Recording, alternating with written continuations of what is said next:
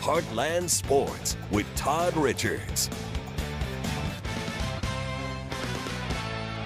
Hi again, everyone. About an hour before most games tip off tonight for Heartland Hoops, we got a lot going on, a lot of action, including our game of the night, Carterville at Murfreesboro. That's where Luke Randall joins us live with another big preview. Luke?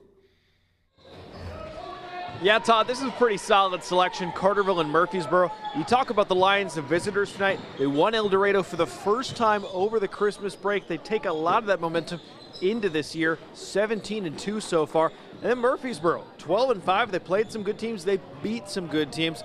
If you're trying to look at common opponents to try and work this out, well, Carterville, they beat Heron, lost to Massac.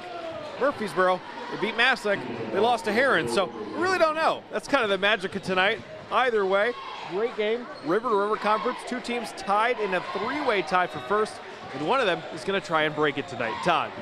All right, thanks, Luke. Look forward to some more great plays again this week from you. And looking forward to that tonight, of course, at 10. Let's take a look at our featured matchups in addition to our game of the night. The matchup at Murfreesboro, of course. Woodland visits Cape Central. I'll be heading out that way shortly.